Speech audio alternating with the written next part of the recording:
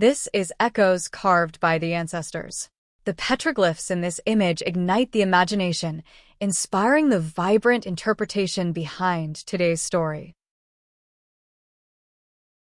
Long ago, before the cliffs carried carvings and before stories were given names, the people of the Redstone Valley believed the world was divided into three realms.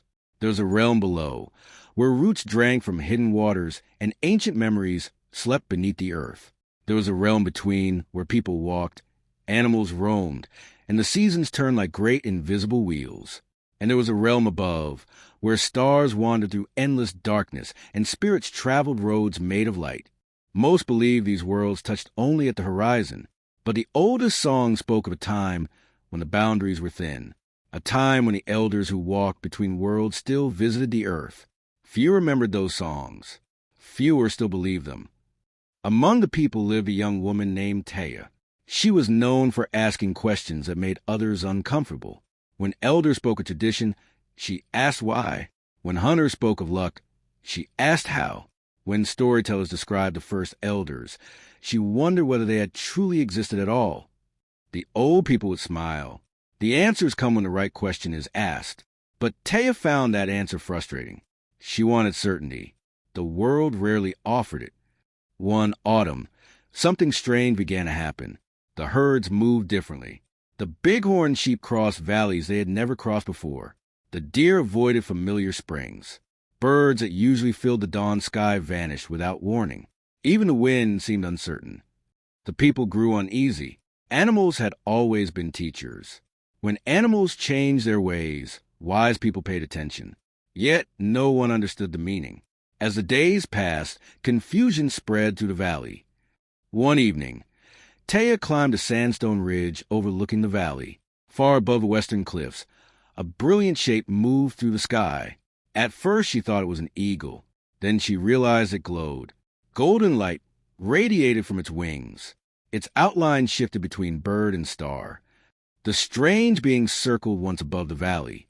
Then it vanished. The moment it disappeared, silence settled over the land. Not ordinary silence. A silence so complete it felt alive. Teya shivered. Deep within her heart, something awakened.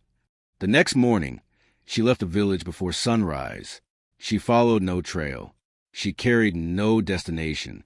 Only the memory of the shining bird guided her steps. She began noticing footprints. Not human footprints. Not animal footprints. Single prints appearing in impossible places.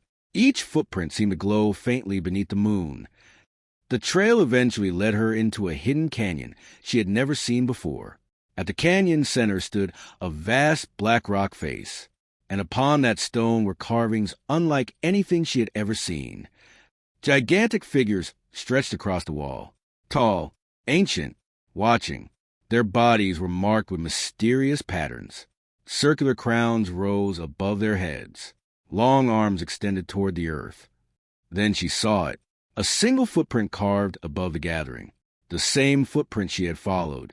The moment her hand touched the symbol, the canyon disappeared. The stone wall came alive. The figures stepped forward, not from the rock, from somewhere beyond it. Their towering forms shimmered like starlight woven into human shape. You followed the path. "Who are you?" she whispered. The elder's smile carried both sadness and joy. "We are those who remember." Teya suddenly stood within a vast landscape made of light. Stars flowed like rivers overhead. Mountains drifted through the sky. Animals walked among constellations. Everything seemed connected by invisible threads. They had forgotten relationship. The elder stretched a hand toward the luminous animals. Instantly, visions appeared. Then the sky messenger appeared. The glowing bird descended from the heavens. Its wings stretched across the horizon. Feathers transformed into rays of light. The greatest knowledge is remembering that you are not the center of the story.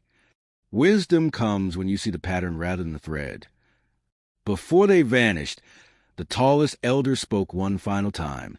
Teach remembrance. She taught children to watch animals.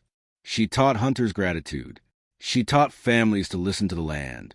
She taught that every living thing carried wisdom. Slowly, the people changed, and as they changed, the valley changed. The animals returned to familiar paths. The winds felt balanced once more. Years became decades. Decades became generations. Teya eventually became an elder herself.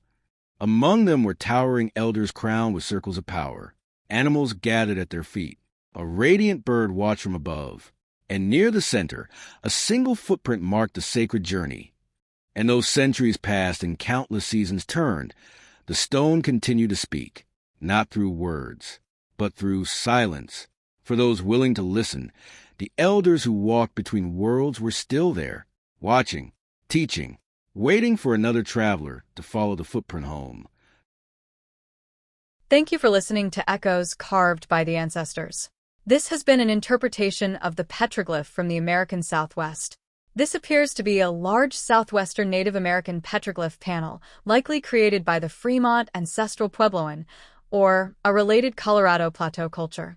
Archaeologists commonly interpret similar panels as ceremonial scenes depicting ancestral or spiritual beings, sacred animals, and symbols representing journeys, spiritual power, and the connection between humans, nature, and the spirit world.